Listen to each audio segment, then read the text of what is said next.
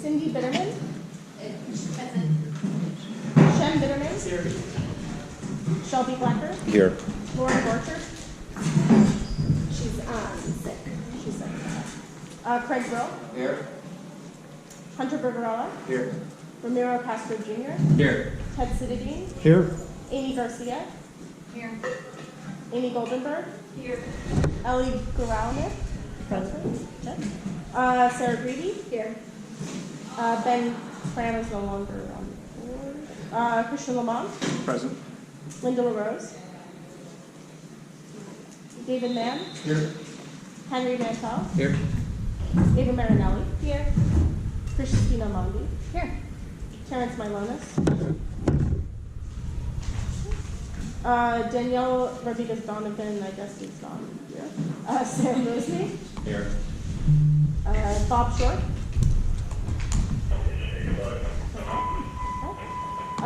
Nick Starr.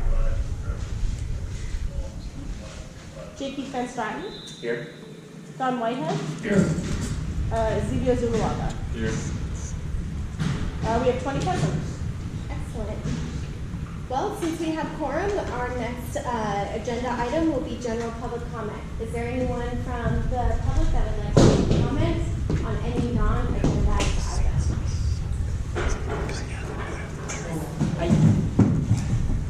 Seeing no one from I did have someone, but I'll have to wheel her. She's in a wheelchair. Oh. If you don't mind giving me one. Yeah. You come in.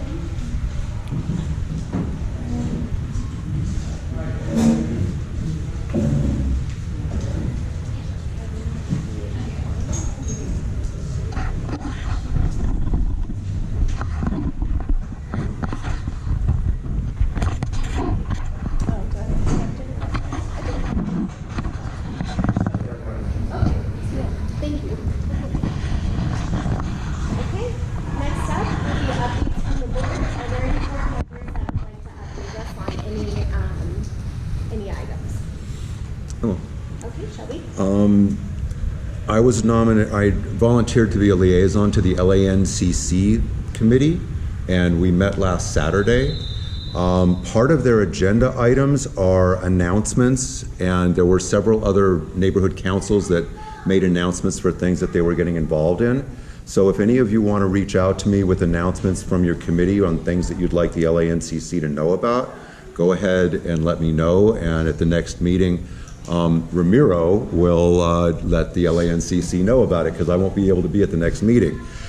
There was also another agenda item on WG4CC, and there were 3 issues that we voted on. 2 were relating to elections, neighborhood council elections. So if anyone needs any more details about what that was all about, just get a hold of me and I'll explain it more. Excellent. Thank you, Shelby. Any other announcements from board members? Shem.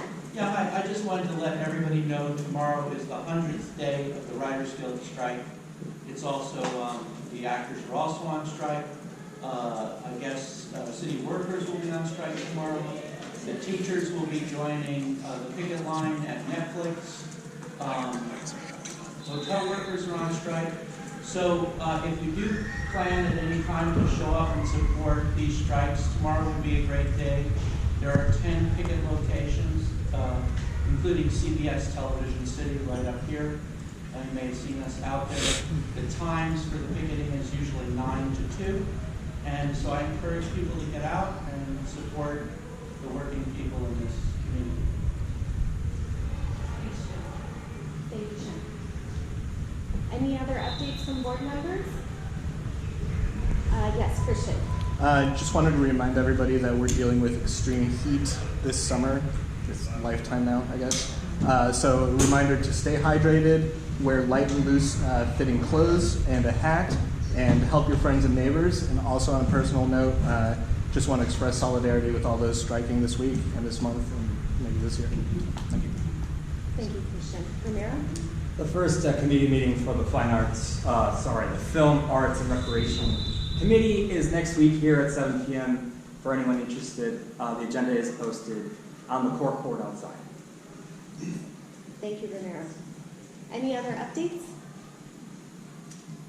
Seeing no other hands, we'll move on to the agenda item number 4, which is announcements from our government agencies and local officials. Do we have anyone in the crowd that would like to make an announcement? Okay, so I will start with the first hand that I saw, which is from Isaac Bryan's office. Hello, everybody. Michelle Kursoff, Senior Field Representative, former Majority Leader Isaac Bryan. Pulling up my notes. So we are almost done with summer recess, and he will be back in Sacramento Monday through Thursday on the 14th, and then we will be finishing up this legislative session through until mid-September. Some events that we have been going to, he's been keeping himself very busy while he's in the district. This past weekend, we were at Crenshaw High School for a back-to-school drive. It's bigger than us, and it was also a basketball, what is that called? When there are multiple games throughout the day. Yes, thank you.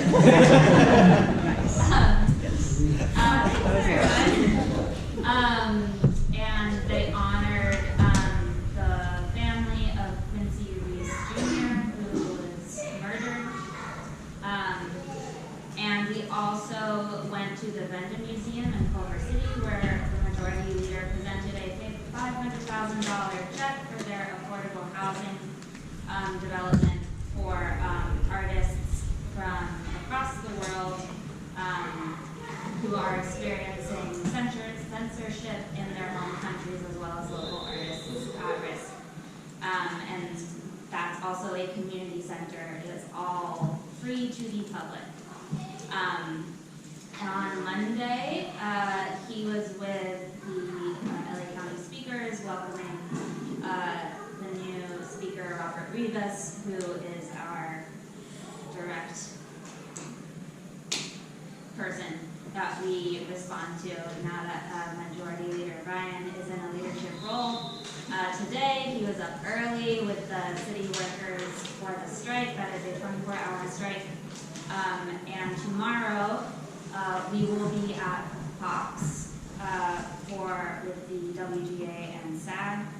And also on Monday, he was celebrating the court's upholding of Measure J, which, if you follow my boss's history, that was kind of where he got his start on the Measure J campaign, which was allocating 10% of the budget to preventative measures to prevent people from incarceration in the first place. And that's it. If you have any questions, need help with anything, please send me an email. Thanks. All right. Oh, and Sherwin from Assemblymember Zuber's office might be here on before we finish this part. He went to the wrong room like I did. But he texted me just now. All right. Next, I saw hands over here. Hello again. My name is Kylie Chief Black. I'm part of the 2 battalion offices that cover your council district. Today, you're getting a little bit more bang for your buck. We have also Battalion Chief Melrose here. So he's more of the northern part, towards the Hollywood, and I kind of have the majority of the district with the big bullshit. I'm just a bodyguard. He's the beauty and the brawn in the command team. Basically, we just really wanted to show our face and just, let you guys know, and I know you guys are all new, just like actually me and him are new, like, we voted at the same time. So we understand getting your arms around what's going on. You really don't know what you need until you kind of get your feet wet a little bit. So we just want to let you know that we're just here to assist where we can and meet the needs of the community.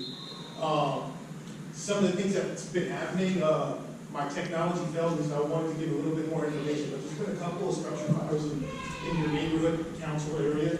So I thought it would be a good time to just remind about smoke detector safety and the need and the importance of having them. And just a couple of notes in regards to that. When it comes to smoke detectors, you want to make sure you have them in every bedroom, and they should be outside all of your sleeping areas and on every level if you have a multi-story type of dwelling, so on every level. To eliminate the false alarms, you want to have them at least 10 feet away from your kitchen area. And for your larger homes, you have the consideration of having additional smoke detectors. The best smoke detectors are the ones that are interconnected to where when one goes off, no matter where it is in the dwelling, all the other ones go off. So those are going to be the most effective ones. You want to make sure that you test your smoke detectors at least once a month. You definitely want, it's definitely the biggest way you can get early detection when something is going wrong as far as a fire inside a dwelling. It's going to be the smoke that's going to harm and kill people. It's not going to be the fire. So that smoke detector is your early, announcement that something that's going wrong, that's wrong, and allows people to get out of the dwelling and occupancy into a safe space. Some of the other things about just fire in general, some people like to sleep with their doors open or versus closed, but a closed door does give you a little bit more shielding time between smoke and fire. If you're the individuals who sleep, if your individual doors closed, you're giving yourself a little bit of a leeway there. Also for individuals who do not have smoke detectors, whether it's there's a financial gap and things of that nature, we do have a program with CicLAvia where we'll come out and install smoke detector alarms in places and where they need to meet the needs of people who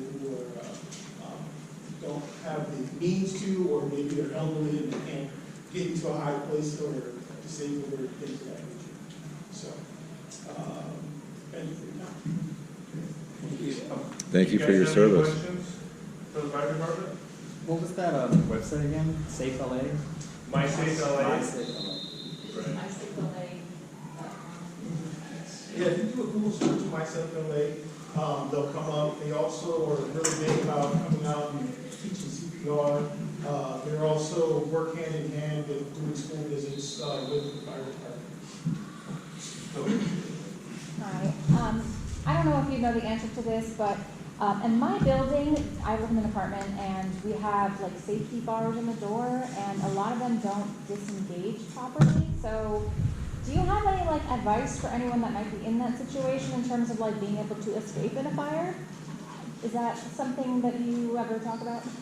So, Are the safety bars over your windows? Yeah, sorry, they're over our windows, so There like. should be there should be one set that opens up from the Yeah, inside, ours is from a like. bedroom or from a living room. Yeah, ours like does not. So maybe that's just like a personal thing I need to go. are you on ground level or? Yeah, are you we're ground level. You're on ground level? Yeah. Okay. And there's no openable bars anywhere inside that unit? It's basically like supposed to be openable, but it just is stuck, won't open. That's something I want to bring up to your Yeah, okay. apartment Sorry. and see if because they get painted over, they Yeah. get coated up, so Great. yeah, you want that to open. Thank you. Sorry. No. Sure. I've brought this up a couple of times, well, more than a couple of times. This has to do with, that I live in the corner of things in Cochran as I watch the fire trucks stop, as the cars continue to, run the lights and just don't care. When I was a kid, fire trucks, fire stopped fire trucks. In any event, I don't know if I met you guys recently, but I've heard, the answers I've heard about it in terms of being able to control the signal as you're going south on Cochran on your way to Olympic. It would be great if, since there's a school, there's the Cathedral Chapel School at 8th and Cochran, if you could control the lights. So the answers I've heard over the couple of years is it's too expensive to control.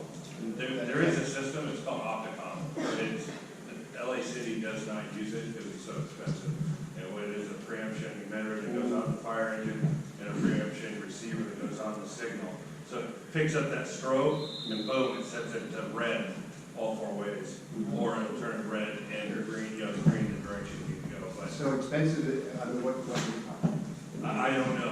I just know LA City doesn't use that, but it seems like all the other cities, Culver City, Santa Monica, they all use it. Some of those stations have something similar for intersections that are right next to the fire station, where it's inside the fire station where you can hit a button and then it freezes all your lights, but when we're out and about, no, we don't. Yeah, I'm concerned about the kids at Cathedral Chapel. So, I mean, could we advocate for signal control of the fire department? Is there anything we can do to at least have it on that intersection where, 8th Street is a raceway and cars speed up when they hear you coming south? That would be something I would say bring to the Board of Fire Commissioners. And what I can do is find out when their next meeting is. And that would be the people that would be in control of getting something like that. Even getting a door in, you can listen. At our level, yeah, no movement. Board of Fire Commissioners, they're the people. And that system that you're talking about is called Opticom. Opticom, yeah.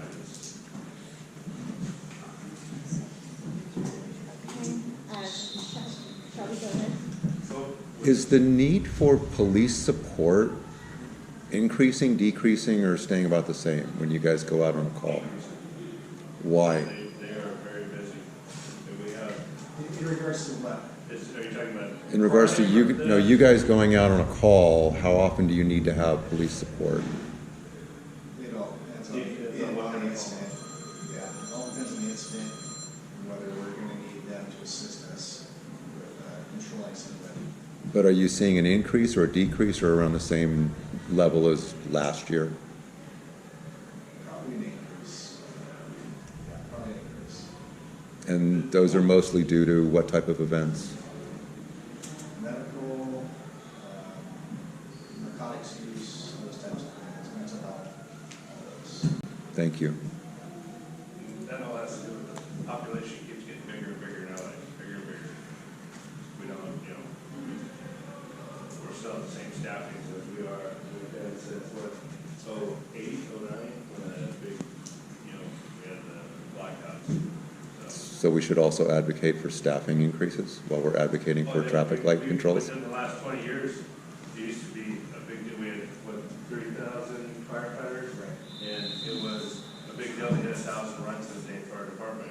We're at that same level now, and we're averaging 2,000 calls a day. So it's, you're not, people think, oh, you work a 24-hour shift at the firehouse, you eat cookies and popcorn and walk around. Our shift, these guys are every 20 minutes getting a run, and that run lasts for about an hour. Come back, 20 more minutes, another run, boom. So we're transporting to the hospitals are getting overloaded, and our rescues are holding up walls at the hospital, meaning they're staying there for an hour to 2 hours. We try and control that. It's just, we're constantly doing more with less. Thank you. So, And thank you for the work you do. oh, I love my job. We love our job. I will tell you that. But it's getting busier and busier every year. To that point, so first, thank you for serving us and protecting us. I work for a company that has a hard time recruiting young, talented people. Do you have the same problem recruiting young, talented recruits for your business? I think the fire service in general, over the last couple of years, are struggling with recruits. So same sentiments. Seems like because we are a blue collar job, where now the kids are going to college and want to get that office, up high rise, looking over the ocean. It's hard to get people. You're losing most firefighters trades at construction or different things. Now it's hard to recruit people. We're going to colleges and we're going to, maybe they could, it's a hard job. It's not easy. So Hard to compete, yeah. it's one of those things where you're going to earn your money. That brought up another question. Do you still have the inmate volunteer forestry? That's LA County. Okay. LA County has that, and we love those guys. I tell you what, they messed up and they're in there, but there's no, they're working their butts off for us, and when they show up, it's like they hike it up the hills and cut the trees, and they really do a good job. But we do have cadets, veteran explorers that are on the hanging crew, that crew three that actually respond out and do brush things for us. So. Have you guys seen a lot of the traffic accidents? Pedestrians and bikes. Where's the city? I think ever since the cell phones, it's been, forget about it, everybody's talking and not paying attention, so. Thank you very much.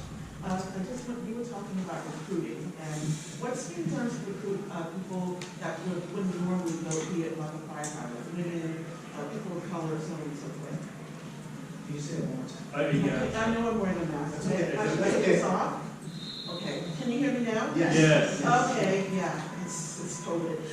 But, so you were talking about recruits and recruitment, and I'm just wondering what's being done to recruit people who normally wouldn't go to be a firefighter, like women, people of color, so on and so forth. So we have a huge recruitment section. We have mapping schools that are recruitment section. We work with high schools. It's like a 7th period where they learn about fire science, they learn about different hose lays, ladders, and they're embedded in school. I think 4 schools now. We have Monroe High School. Dorsey High School. Dorsey up here has it. Right. Yeah. So we're embedded in the schools, and then on top of that, branching out to colleges, to different community events, and having tables set up. Oh. On top of that. On top of the cadets also. In cadet posts, we have throughout the city where it's young, men and women or children, basically from 14 to 14. And they get to learn about the fire service and what it's like to be at the station, do the maintenance, know about the tools. There are many drills that they do, and then they also get to where they can ride on the fire engine with us once they get to a certain point. And then hopefully we've had quite a few that we hire once they get to great pipeline. Sure. And follow up on the Board of Fire Commissioners. They meet every first and third Tuesday of the month at 9 o'clock at City Hall East. Direct information can be found on LAFB.org under the Fire Commission's icon, and you can get right there the direct address and the times and more information. So any of those things like what is that program called?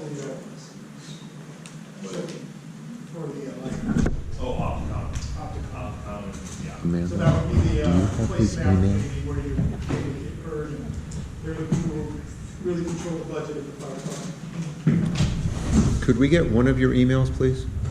Sure. You can get both, actually. You can have both. You ready? Mm-hmm.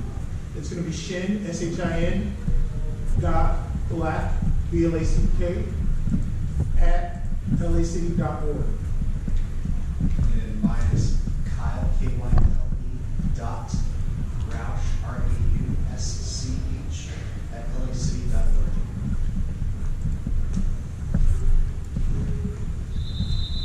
All right, well, thank you guys very much for answering all of our questions. All right, so moving on to the next one, I believe I saw County Supervisor District 3 here, yes? Hey there. Hello. How's everybody doing? Just a couple of updates and then definitely jump in if you have questions. At our July 28th meeting, the Board of Supervisors unanimously passed 2 motions to support striking workers in the entertainment industry. Supervisors passed a motion to support SAG-AFTRA, adding to their previous support motion for the WGA. The motion urges the AMPTP to return to the negotiation table. Supervisors also supported a motion to explore ways to economically support writers, actors, and businesses that depend on the industry of their livelihood. And as I understand that they're looking to our departments to see if there are any grant programs or any other programs that can be created to support people that are impacted, businesses and independent contractors that are impacted by the strike. The supervisor has been voted in as the next chair of LASA, which furthers her mission to create a homeless response service and system that is transparent and accountable to all Angelinos, and that moves with urgency to address the humanitarian crisis. The LA County Library has a summer discovery program and a goal of 50,000 books to read.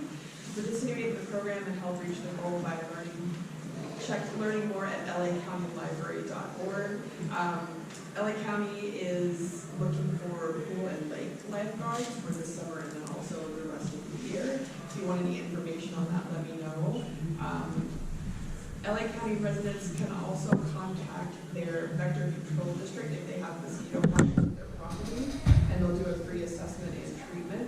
I know that mosquitoes are a big concern this time of year for anybody who has a pool or a fountain or any kind of like water source outside their house. So if that's something you're interested, definitely give me a shout.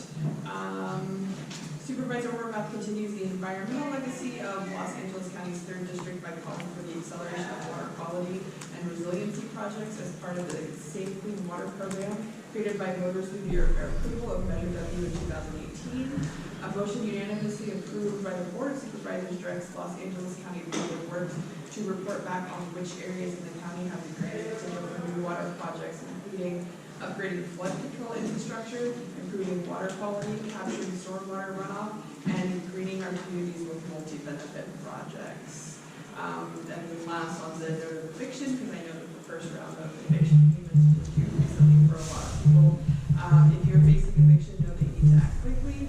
Visit stayhousela.org for step-by-step instructions for responding to your notice and to access other resources to stay house. And if anybody has any questions or know someone in their community that needs help, you can definitely reach out to our office. Does anybody have any questions? I'm also going to leave some of my business cards on the back table, so if anybody needs anything, you guys can reach out. Question. Yeah. So with the new director of LASA, are they going to be responsible for adding mental health beds to the county system? I mean, we need at minimum 3,000.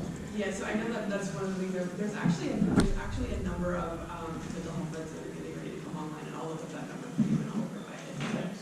Yeah, sure. Anybody else?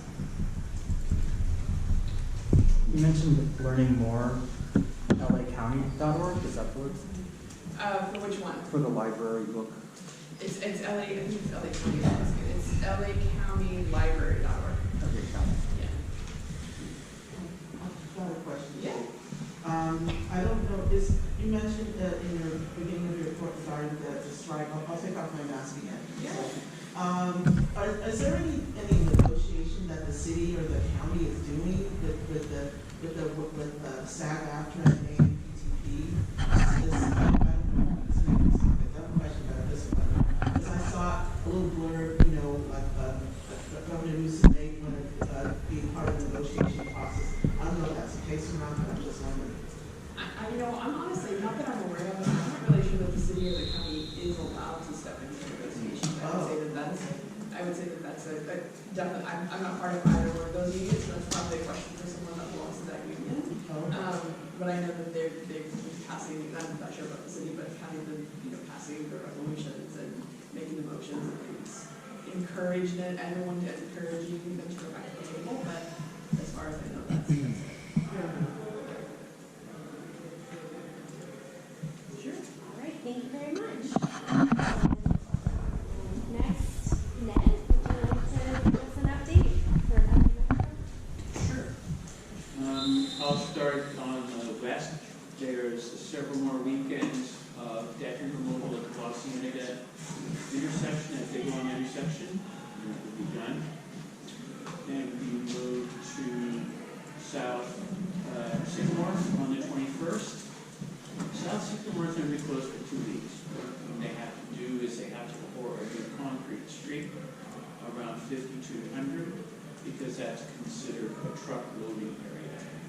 And one of the new city requirements is that if you're gonna have trucks, you have to have concrete.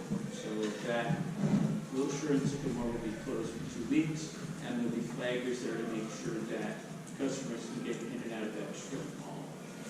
So if you happen to like a certain pizza place in that strip mall, you will be able to get in. I want to leave a couple of construction notices for the decking removal in the Gray Wilshire intersection. That starts the 29th of September, which is a Friday, and the way they work, which starts Friday at 9 and goes through Monday at 6. Although we've never had to work till Monday at 6, we've always finished on Sunday. That's a big deal because that is complete close of that intersection. And this construction notice has detours to take you around that closure. Some of those detours take you to Fairfax, some San Vicente, some Crenshaw. That is all there. Contact information there. You can always ask me about any of those street closures. And please ask me because I love to tell you that that street closure is not ours. For instance, they're building a high rise on St. Andrews in Wilshire, 2 blocks west of our station. They closed 2 to 3 blocks on Wilshire this morning with the lanes. Not us. Any other questions I can answer about the tiny purple line? I don't know if this is something you can answer, but my son and his girlfriend went down to SoFi to see the Taylor Swift concert, and we were wandering around at 3 in the morning looking for transit.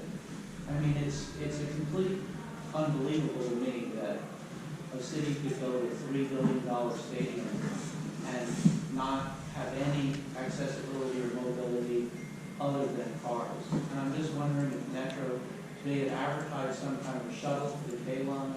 They wandered around, tourists were wandering around, English people who had come and flown into our city to come and see that concert were wandering around at 3 a.m. in the morning, sitting on the curb, trying to get an Uber. And frankly, the word he used is it's embarrassing. He had just spent 11 weeks in Europe, in Brussels, doing an internship, and he said that he's embarrassed to live in this country because of the situation of how transit is and how it impacts people's quality of life. So I wonder if you have anything to speak on that from the Well, it's on my project. But the reason I say that is because there's 11,000 employees of Metro. But if you write me, I will ask customer service and ask for the square foot.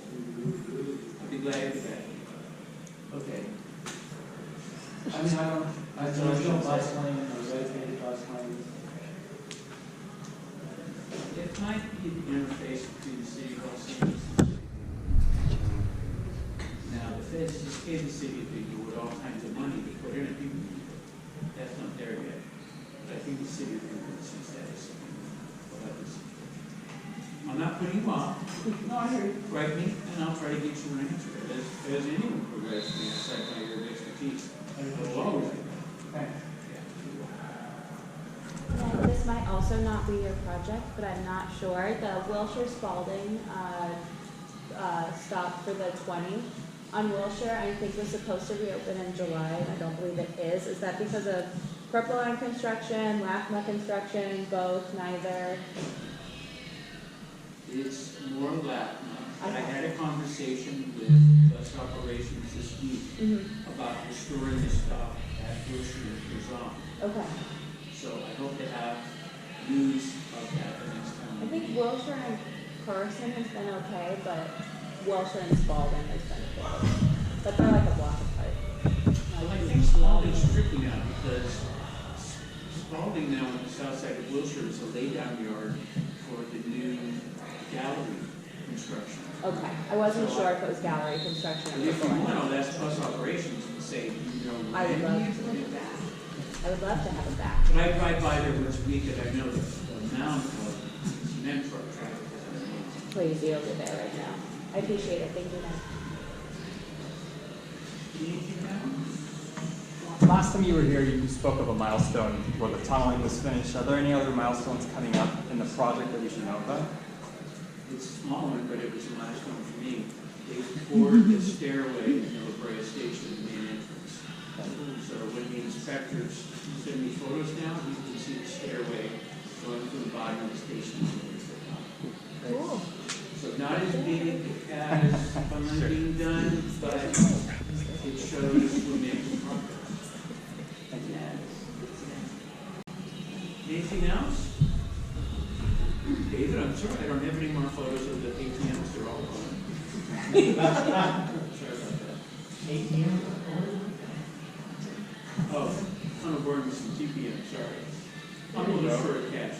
Every morning I wake up with a hard hat and trouble hoping to go down to help Dave, but there you go. Never happened. Anything else? My favorite member of council? Okay, thank you. Thank you. I have an update about that question if I can give it really quickly. So this is from June 6th.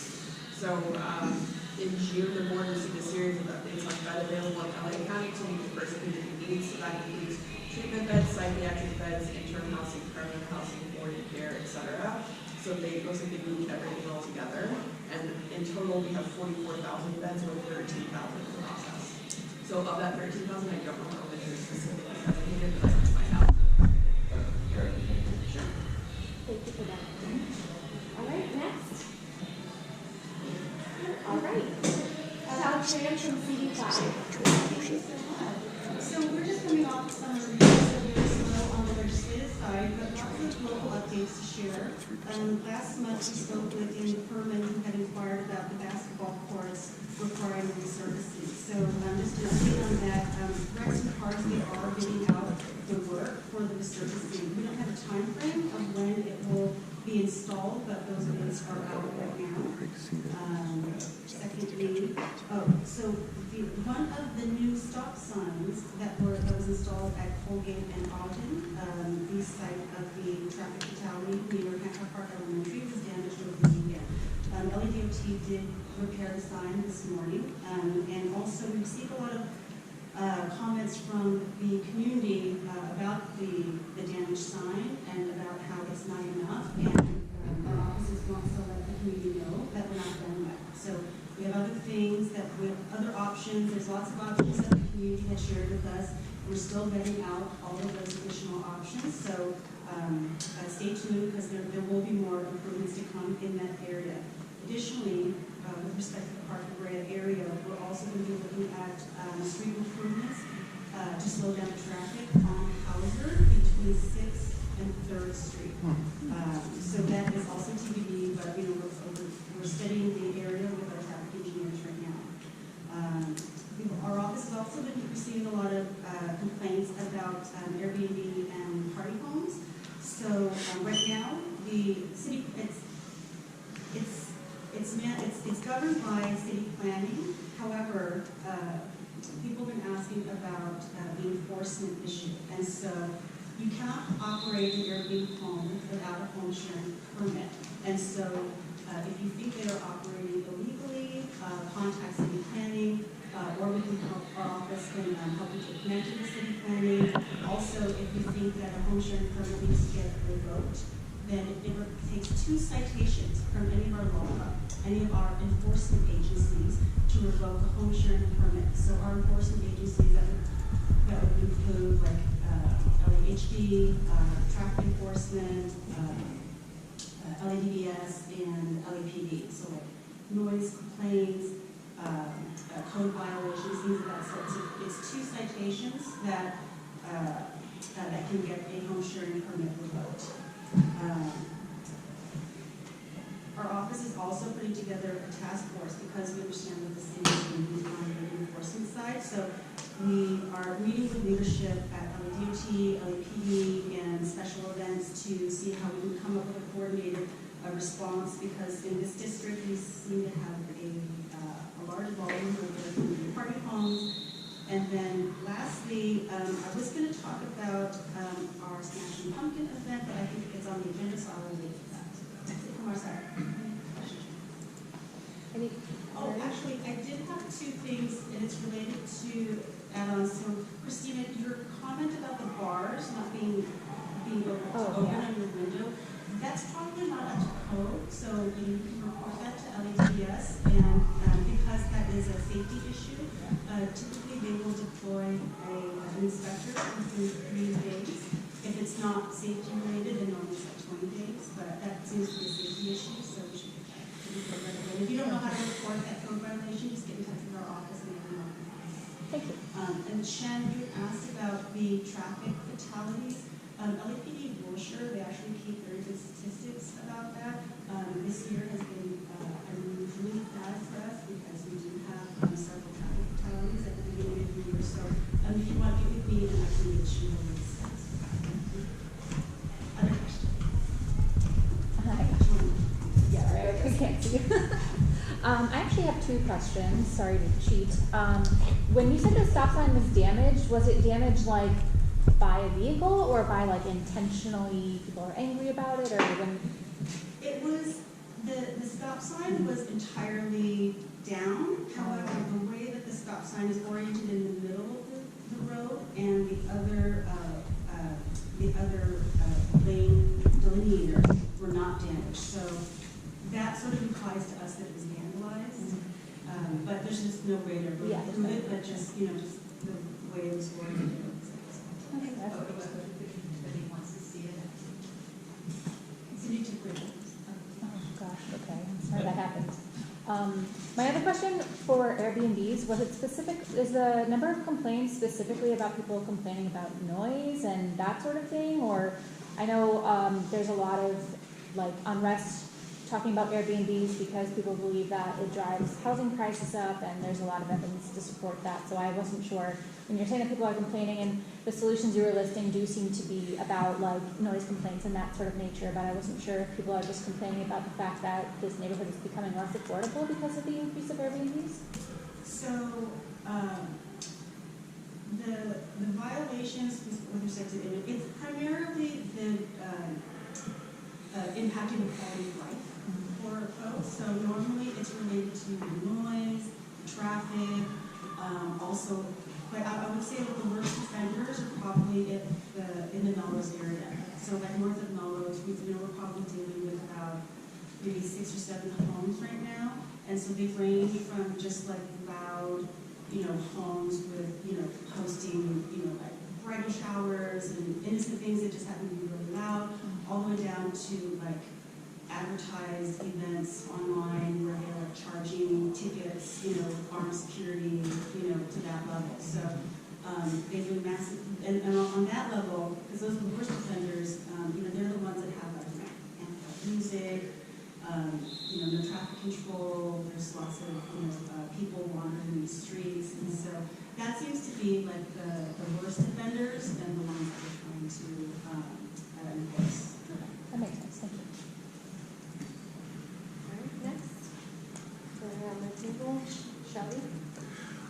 We have a new bridge housing facility opening up on La Brea just south of Willoughby. You're familiar with that? Opened up today. What assurances are being made by the council member's office to make sure that the facilities are not overrun with tents like the El Pueblo facility or the Venice facility or the North Hollywood facility or many other facilities that have opened that seem to get overrun with tents right after they're opened up?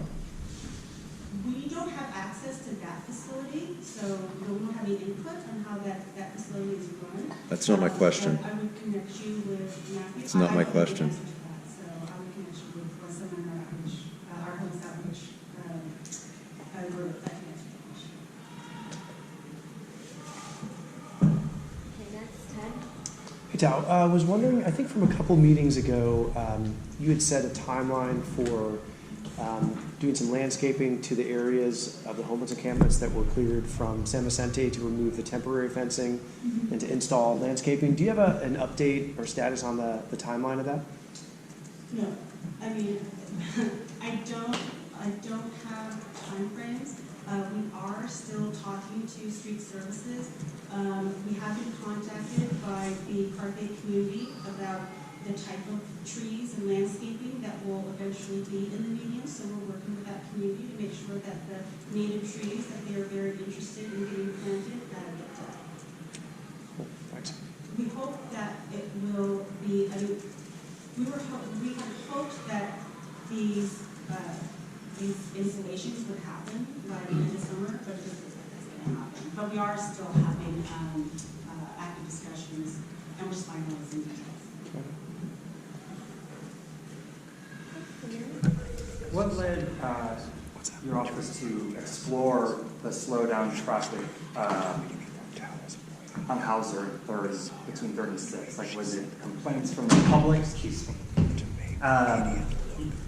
Do you know what I'm asking? Like, from Hauser? Initiated? Yeah, what initiated that? It's primarily us discussing in the office. Several people in the office live in this community, so we experience the same thing that we do. I know that during the heat wave, many of us spend time in this area, and we noticed that a lot of people were, it's a very heavily trafficked street, filled with pedestrians. Yep. Mostly Parkland area residents, but also from the Miracle Mile area, what we discovered is that route, oftentimes pedestrians will go out of their way to use Hauser as a means to get to Campus Civic Park, because it's one of the only streets that actually offers tree shading. And so in the heat wave, we saw a lot of that. And so, given that there's a large volume of pedestrians there, it's next to our largest multifamily development, and it's near school where a traffic fatality happened. We have the attention of the mayor's office, and everyone's doing a lot of work over at Hancock Park, so that would be a good time to use those resources and also Parkville access. That's great. I live right by this. I appreciate that work. Don, and then we'll come back to you. If a Airbnb is busted, are records kept so they can't just come, 6 months later, hey, I'm a new application? So we've been able to shut down, that I know of, our office, 2 Airbnb operators that were the most egregious. So these are people who had portfolios of, maybe like 10 plus properties. And in that case, we were able to attach, don't quote me on this, but we were able to prohibit a permit for any property thereafter that one individual was able to transact on. And so there were also the case in which we shut those properties down, it resulted in the sale of those properties. It was a forced sale of those properties. And when those forced sales happened, the ultimate buyer did try to obtain a permit, to which we were able to intervene and shut down. So that you were, thank you. Just coming back to the San Vicente meeting between Wilshire and Los Angeles, when do we think the fencing will come down? When the landscaping installations happen, we plan for it to happen. Okay. And then the coral tree that used to be on the Los Angeles median between San Vicente and Los Angeles. Is that the one like back the old back river? Yes, right in front of the old back river. The branches fell down? Yes, yeah. Where they had the two-story. Yes. Is there a reason why that was initially taken out? Because I know some of the branches were broken, but it wasn't quite dead. So is there a reason why we didn't let it grow back, or why we didn't replace it with another coral tree? Those are kind of iconic for San Vicente. I don't know, actually, but if you could send me an email, I can log on to forestry and ask them. Okay. So is your desire to Replace it. We're just replacing it. They took it, literally took it out, now it's gone. Right. They replaced it with, I don't know what kind of trees, they're little tiny, but it would be nice to replace it with the coral tree, because they are iconic in San Vicente. If you shoot me an email, I can follow up. All right, thanks.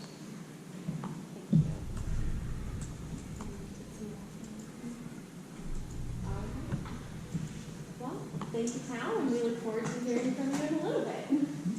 All right, and next. Yes, please. Hello, everyone. Sherwin Schmuck from the Office of Assembly Members of Burr. Before I get started, Michelle, I just want to congratulate your office on Assembly Member Brian becoming the majority leader. So on behalf of all of us, congratulations. Some news on our end. We've moved. We have a new district office. It's actually 1.8 miles. I just did the calculations from here. It's a straight shot up Gardner, about 10-minute drive. We're at 1445 North Stanley Avenue on the 3rd floor. Our new phone number is 323-436-5184. We're also having an open house on August 20th from 10:30 a.m. to 12 p.m. Hope to see all of you there. Just a brief legislative update. Of the 11 bills authored by the Assembly member, 10 of them are still alive. 2 of them have been converted into a 2-year bill, and 8 of them are in Senate appropriations. We're confident they'll make it through and make it to the governor's desk for a signature. Regarding SB 411, we've been getting a lot of comments in our office, especially from this part of the city. I did speak with Senator Portantino a couple weeks ago. He anticipates that SB 411 will be up for a vote in the Assembly either at the end of this month or sometime before September 15th. And he anticipates that it will pass. Another update, with the new speaker, there has been obviously a change in leadership, and I'm happy to report that Assemblymember Burr was promoted to Democratic caucus chair, so we're very excited about that.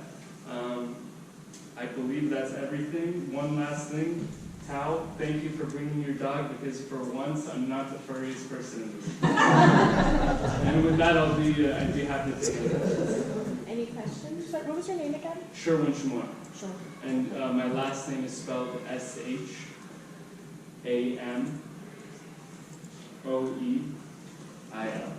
Thank you. So you're very welcome. Great to see you. Good to see you too. What is SB 411? SB 411 is a bill that amends the Brown Act, so it allows neighborhood councils to have Zoom meetings instead of meeting in person. So originally, the requirement was you had to meet, there was a requirement where you had to meet twice in person per year.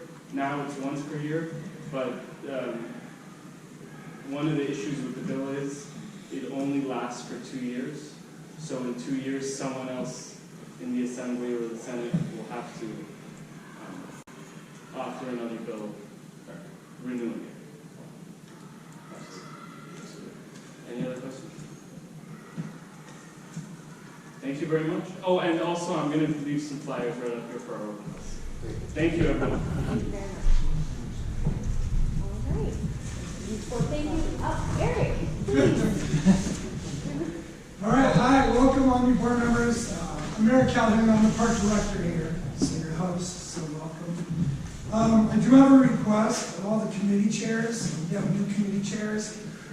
Please take down my email and invite me to your meetings. This allows me to put your meetings on our agenda, on our calendar, so my staff are aware we have meeting rooms available. Some of you already do it, and thank you. It helps all of us. So it's Eric.Calhoun at lacity.org. ERIC, like you can't spell remember that. Scott Calhoun at lacity.org.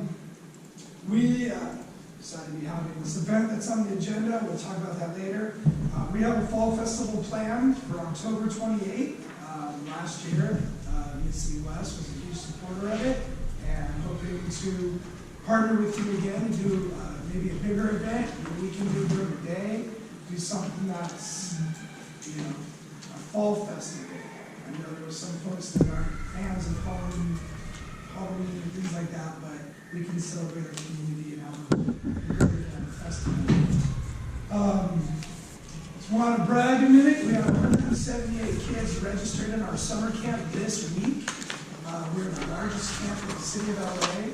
When I got here 6 years ago, we had 40 kids in our program. So very proud.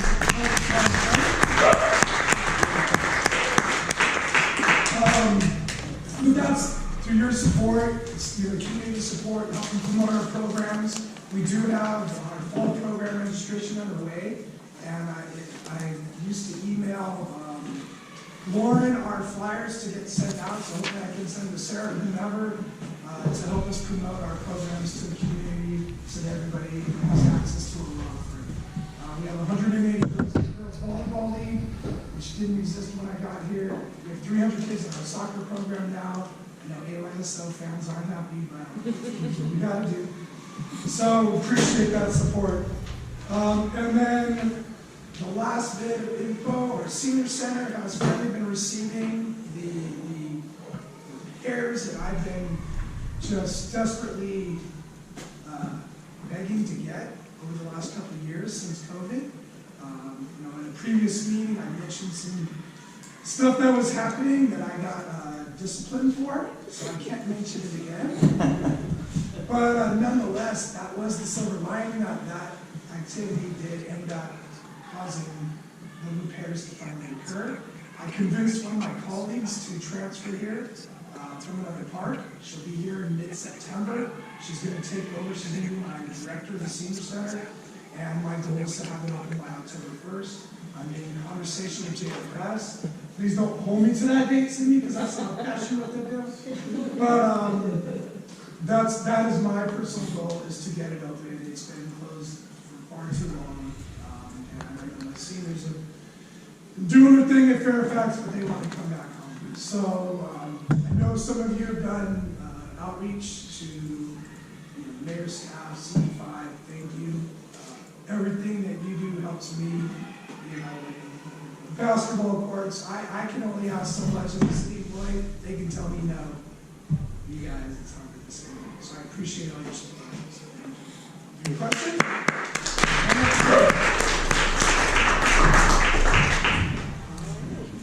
Thank you. Is there any other elected official action? All right, then we'll move on to the message from the chair. As started last year, we will open with the land acknowledgement. This is the LA County land acknowledgement tailored for us.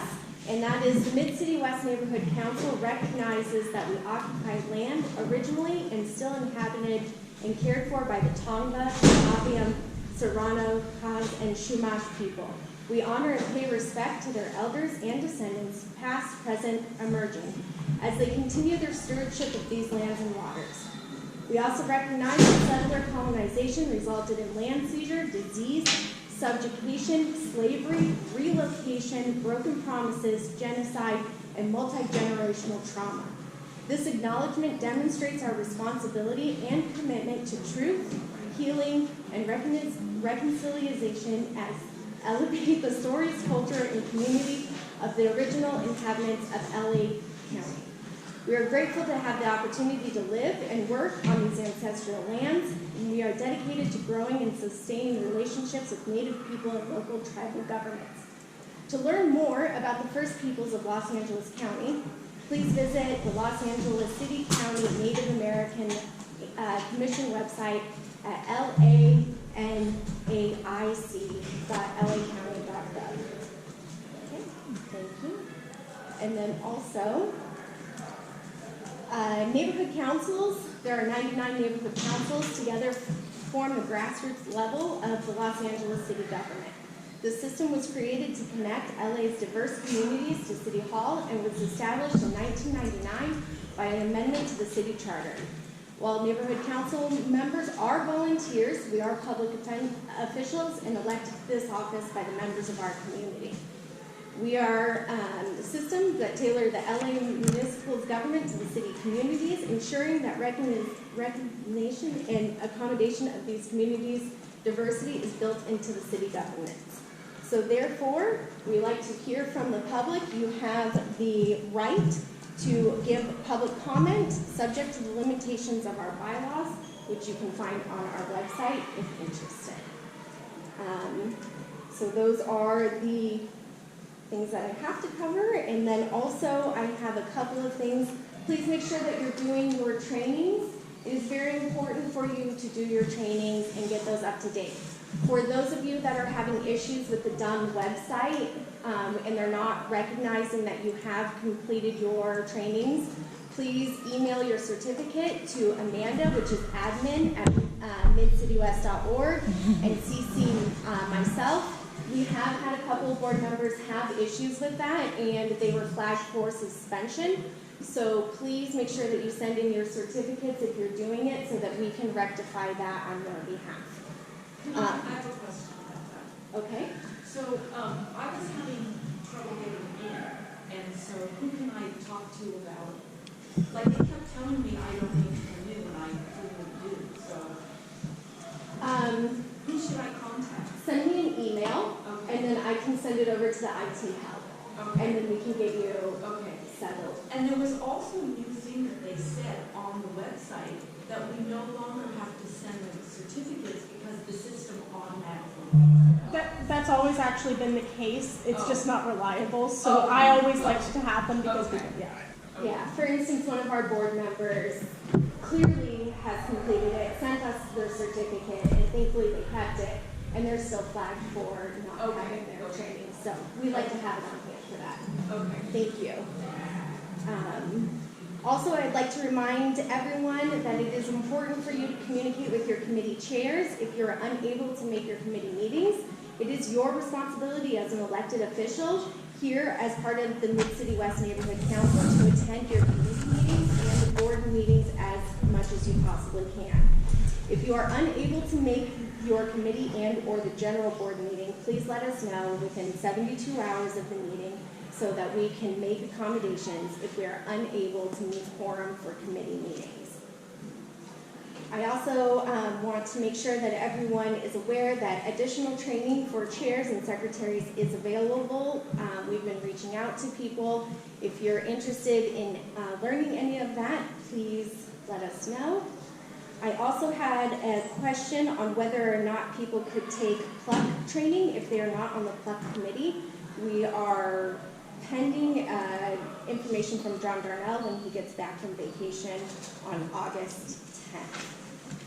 And last but not least, I want to remind everyone that we all, as elected officials, need to abide by our code of conduct. Our code of conduct is found on our website, but we need to make sure that we treat people with respect here at the board meetings. We can disagree, but we need to do so with respect. So please, everyone, make sure that you read your code of conduct and conduct yourselves in a manner that I know we all can conduct ourselves in. And with that, that is the announcements from the chair.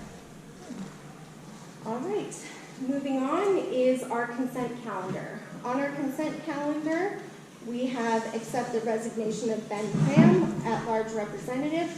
He made us aware of his resignation at the last executive council meeting, and also a motion to approve the July 11th general board meetings. I would like to make a motion to approve the consent calendar. Do I have a second? Second. Thank you, Shelby, for the second. Opening it up for public comment. Is there any public comment on the consent calendar? All right, seeing no public comment, going to board comment. Do we have any board comment on the consent calendar? Okay, great. Well, then with that, I would like, the motion is on the floor to approve the consent calendar, and we are ready for a vote. Please raise your hand if you would like to abstain or vote no. Abstain and vote no. Seeing no hands raised, the consent calendar passes. Next, we're moving to agenda item number 7, which is discuss and take potential action to approve the letter of support for 2 CicLAvia events. I would like to make a motion to approve the letter of support for the spring 2024 Melrose event. That's Fairfax to Western or Helix. Do I have a second? I'll second. All right, I heard David first. We'll open it up to David. All right, now that the motion is on the floor, is there anyone that would like to make public comments on this specific web tab? I'm an ex-employee of CicLAvia. I used to lead the community outreach for CicLAvia, so I can answer any questions about who we are, or who they are, what they do. But basically, they're the largest open street festival in all of the nation. And they close off large stretches of the road, primarily on commercial corridors. We close them on Sunday to be less impactful to businesses. But the reason why we do that is we close it off to cars so we let everyone else come through. So that's bicyclists, skateboarders, roller skaters, dog walkers, joggers, anything that is people powered. So the point of it is to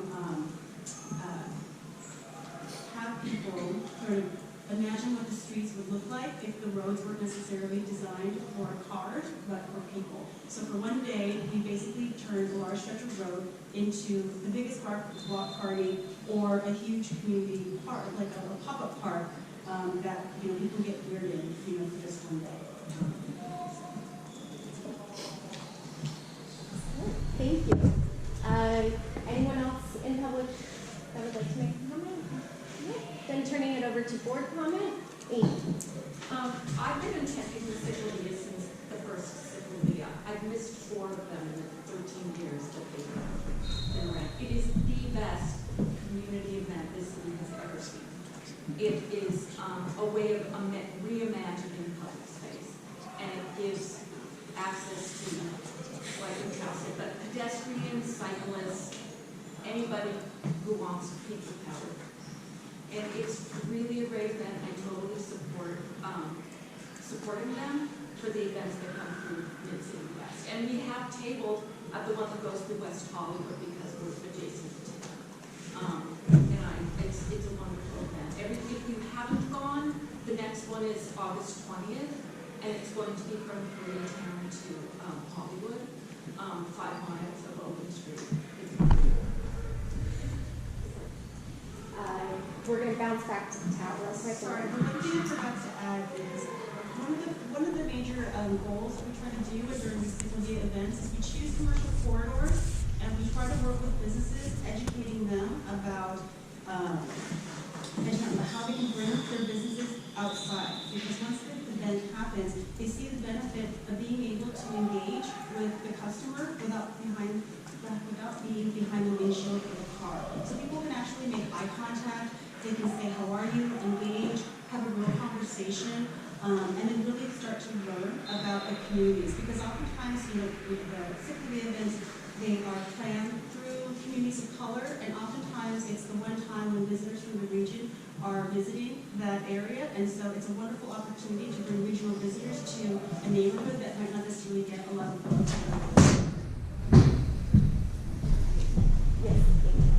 So I understand that it's promoted for walks, bikes, as well as skateboarders, all of that stuff. But when I went to the downtown one, either earlier this year or last year, it was primarily just bikes. And I had brought my dog, so I was just wondering and I haven't been to one here in Mid-City, so I was wondering, is that kind of the same, or is it actually like pedestrian friendly? It's meant to be all people-powered things. So the misnomer about, the misunderstanding about CicLAvia because of the name is that it's a bicycle festival. That's not true. So it is all people-powered ways of getting around. And for people who have mobility issues, they also sponsor they also sponsor free pedicabs that operate all day long. So if you're a senior, or if you're a child, or you're just tired for the day and you want to finish the event route, or you just want to have date night, you can cruise on the back of a bicycle cab. It's free to operate, and so that way everyone can really be included, even if you have mobility issues. Yeah, I would also add that the history of CicLAvia comes from, and correct me if I'm wrong, but I believe it comes from Columbia. And the reason that they brought it about, I think they do CicLAvia every month. No, we did 4 last year. No, in Columbia. Oh. Yeah, and the reason they do it is because they have congestion issues in their city streets. They have health issues associated with automobile exhaust. The World Health Organization estimates that a quarter, I think it's something crazy, like 250 million people a year die from pollutants in the air, and the cities have gotten worse and worse. So CicLAvia, and for anyone, like I've traveled for years all around the world to different cities, and I've seen the relentless progression of automotive transportation in cities. So for anybody who, CicLAvia sort of provides more than, for me, it's more than just a pedestrian event or a biking event. It's a mobility event, and it's a way of sort of, the reason it even came about was because the cities have become unmanageable and unnavigable. And every time I walk on 3rd Street, I see the same thing in our city. Because when I first got here, it was 20 minutes to get from place to place. Now it's 40 minutes, 50 minutes. And the answer is just to not have people in your city. The answer is something along the lines of so it's an important reimagining of the city. Yes, Shelby? I'm going to go against the grain here, and I'm going to speak against this proposal, this one support letter. It's not that I'm against CicLAvia. I do believe in it, but I believe that it happens too often. After the impacts to the local neighborhood streets that we saw after the Santa Monica event last year, people do not stop driving because we shut down a Santa Monica Boulevard, and people are not going to stop driving because we shut down Melrose, but all of the neighborhood streets are going to be highly impacted by this event. I've also spoken with several of my neighbors, several businesses on Melrose, one of the organizations that works around Melrose, and they would like more information on this before we lend our support to it. They don't understand it. They do want us to understand the impacts. They were all affected by what happened last year on Santa Monica Boulevard. What happened on Santa Monica was great for the people that took part of it, that enjoyed the street being shut down. But for the rest of the people that were trying to navigate to their homes, doing their Sunday morning shoppings and whatnot, they were all very disappointed in how it impacted them. Christian? Slightly different take on this. I grew up in Mexico City before I moved to Los Angeles, and there's a street, big street, and if you could imagine it, they do essentially CicLAvia every weekend now. So if you've ever gone to Mexico City and you understand the type of metropolis, and you also respect and love Los Angeles, you can also imagine the type of metropolis.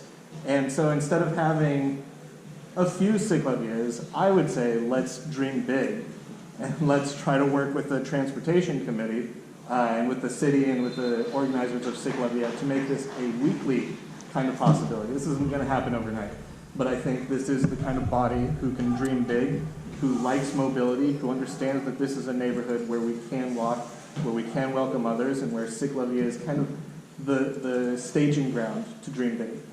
So I put my support behind this, and I urge my colleagues to vote in the affirmative. All right, Ramiro, David, Christina, Ava, Greg. All right, remember who you're after. Yeah. I actually had a question for Tao specifically since you're here. I witnessed one of these events on Wilshire, and it didn't feel very welcoming because they were coming into the sidewalk and we weren't sure how to deal with that as we were walking down the street. How long ago was that? Not that long ago. It never hasn't been on Wilshire. It hasn't been on Wilshire for. Is that something else then? It must have been something else. We haven't been able to do an event on Wilshire for years. Okay. Fair enough. Then, never mind. David? Actually, CicLAvia and Metro are getting together. The opening of the Metro line on Wilshire, Fairfax and heading west. My long-time development movement of Miracle Mile is all about closing on Wilshire, involving CicLAvia, involving the bicycle community, the roller skate community, and wheelchair community. So there's something about being in the street that, from my point of view, creates a sense of ownership especially people that live driving, we are on the sidewalk unless we're in a car. So in 2016, CicLAvia closed off Wilshire at between Fairfax and downtown. So to be able to barrel downtown and come back again, going through all of the cultures, K-Town was really heartwarming experience. So that'll be my contribution. So Metro and CicLAvia, it's already a done deal for the opening of the Metro station, subway.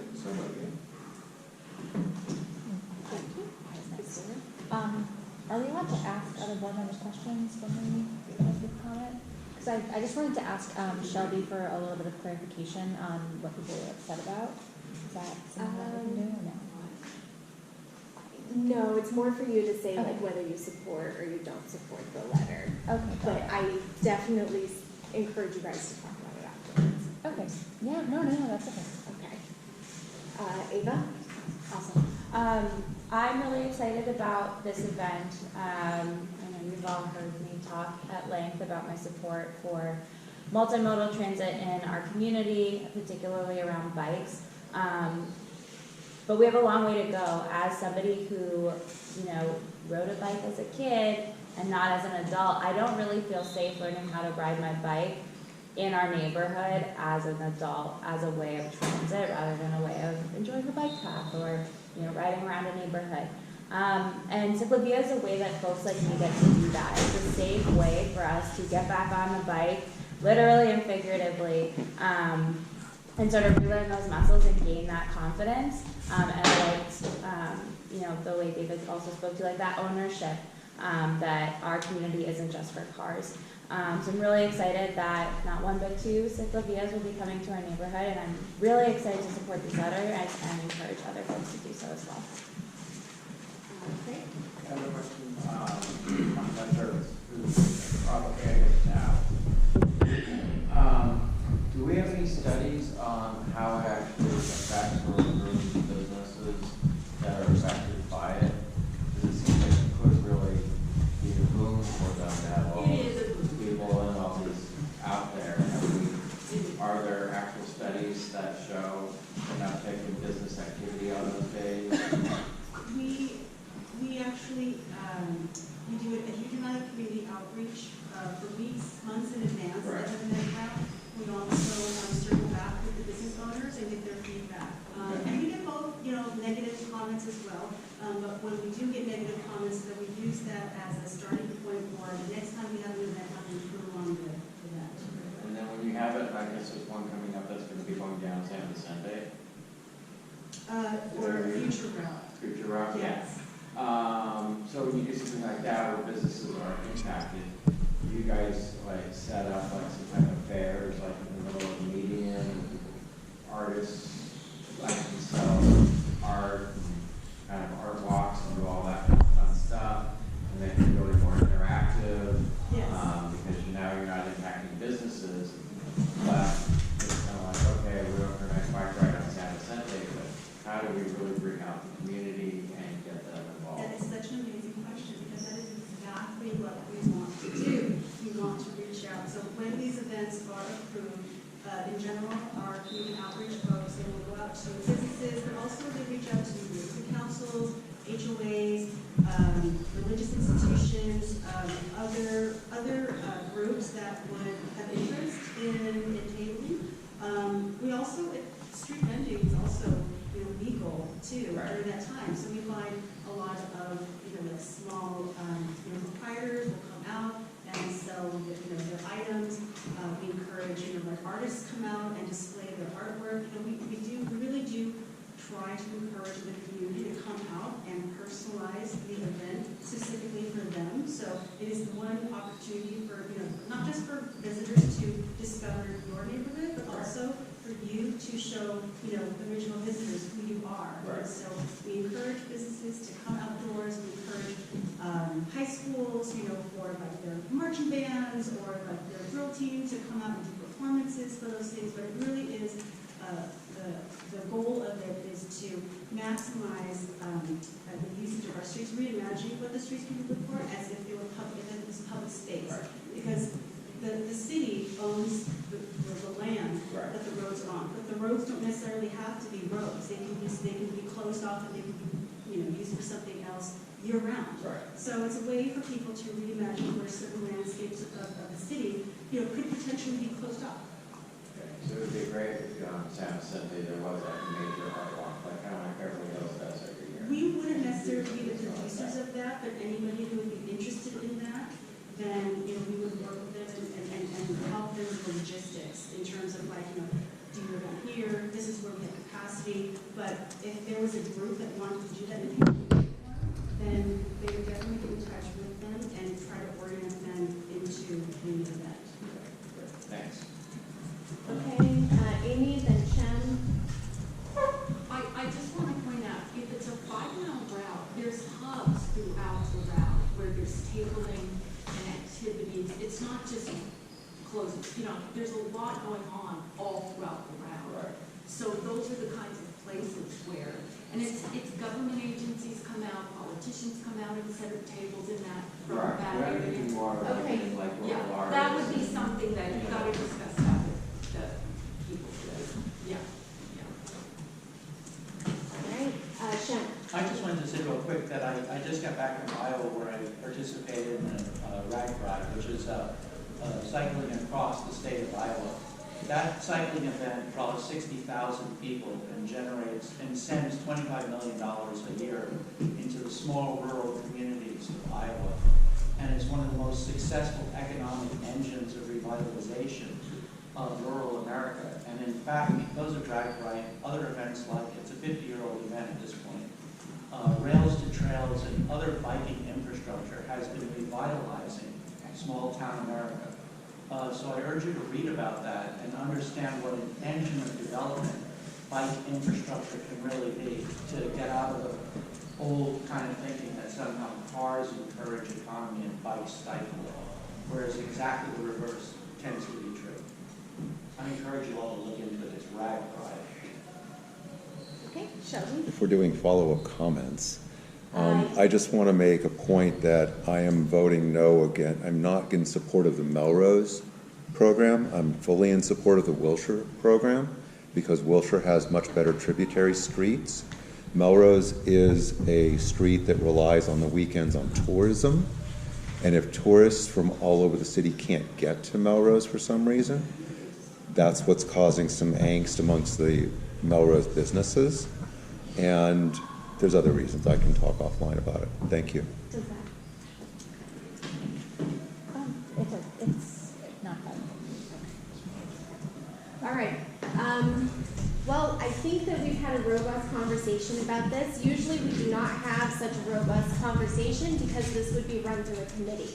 However, since we wanted to put this in front of the board before the grant deadline happened, that is why this was not ran through a committee. So I appreciate everyone's patience in working with that.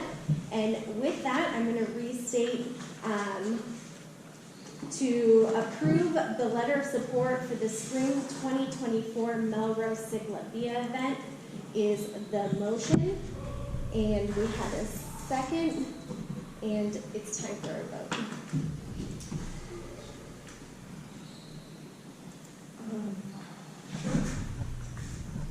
Cindy Bitterman.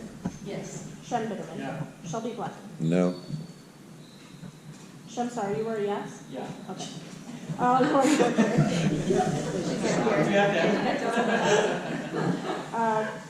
Oh, wait, I'm sorry. Craig Brill. Yes. Hunter Bergerella. Ramiro Castro Jr. Yes. Ted Sidadine. Yes. Amy Goldenberg. Yes. Ellie Garalnik. Yes. Sarah Greeby. Yes. Oh, sorry. And Amy Garcia. Yes. Christian Lavant. Yes.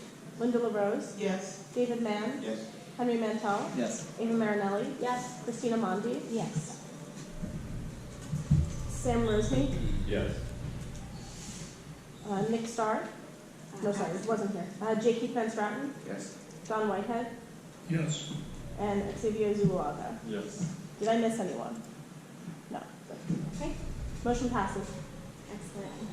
And after that robust conversation, I'm going to make a motion for a letter of support for the April 2025 Wilshire Boulevard CicLAvia event. Do I have a second? Excellent. Do we have any public comment? Which person was the Two. second? Okay. Okay, no public comment. Any board comment? Seeing no board comment, we will put that up for a vote and go ahead and run the vote. Cindy Bitterman? Yes. Shem Bitterman? Yes. Shelby Blackford? Yes. Lauren Borchard? No. Craig Burrow? Yes. Hunter Bergarella? Yes. Ramiro Castro Jr.? Yes. Ted Siddidian? Yes. Amy Garcia? Amy Goldenberg? Ellie Garalnik? Yes. Sarah Greavy? Yes. Christian Lamont? Yes. Linda LaRose? Yes. David Mann? Yes. Henry Mantel? Yes. Ava Marinelli? Yes. Christina Mondi? Yes. Sam Rosny? Yes. J.K. Fenstratton? Yes. Don Whitehead? Yes. Xavier Zuluaga? Yes. Motion passes unanimously. All right, thank you everybody for that conversation. The next agenda item is number 8, discuss and take potential action to approve a letter of support for the upcoming Smash It, Don't Trash It event here at Pan Pacific Park. This was actually brought to us from the Councilwoman's Office, CD5. So I'm going to Offered by Pan Pacific Park for the location. It will be Sunday, November 5th, the first Sunday after Halloween.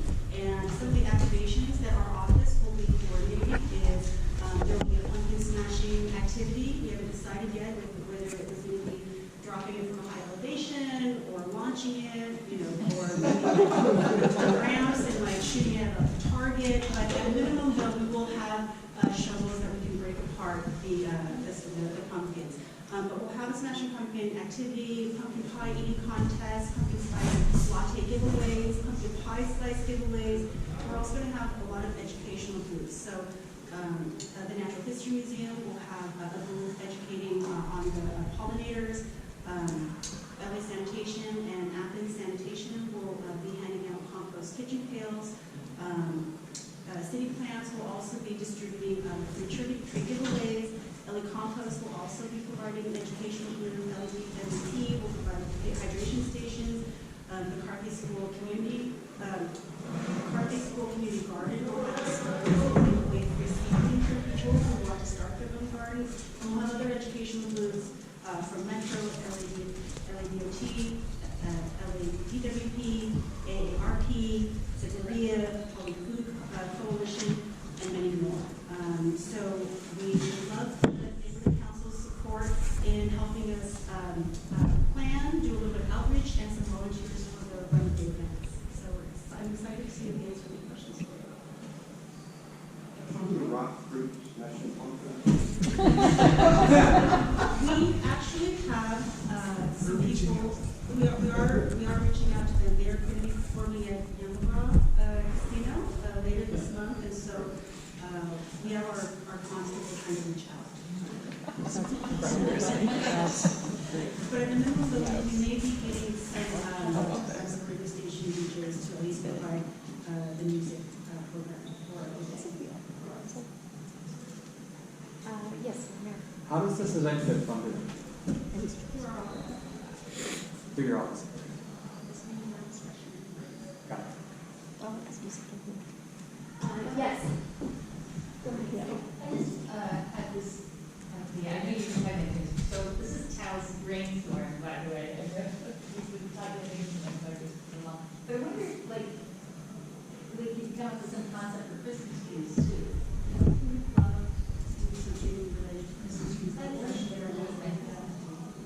The only issue with Christmas trees is that just getting the Christmas trees to one location.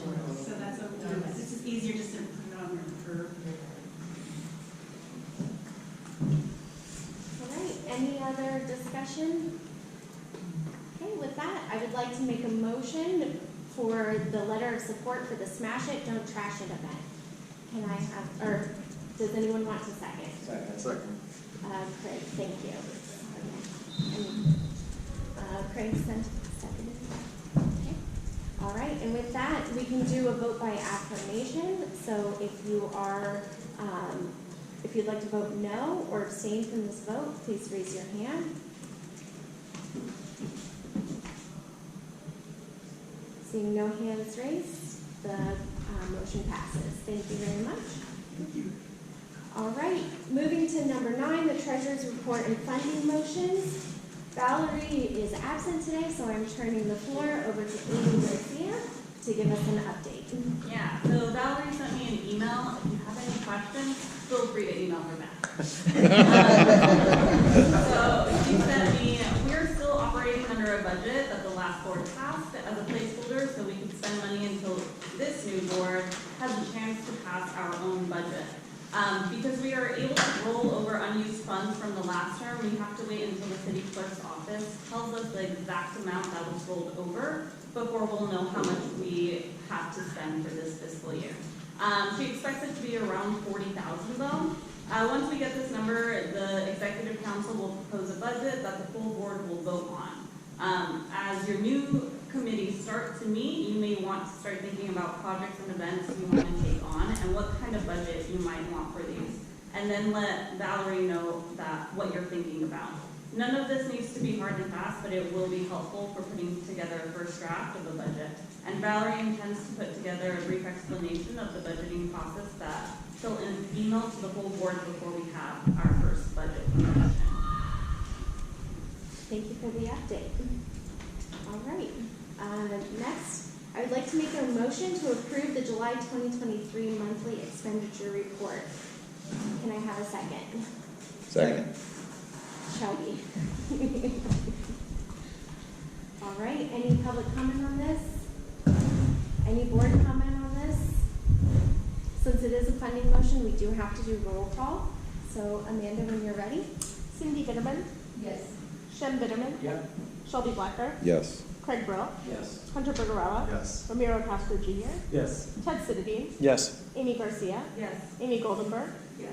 Ellie Garalnik, Yes. Sarah Greeby, Yes. Christian Lamont, Yes. Linda LaRose, Yes. David Mann, Yes. Henry Mantel, Yes.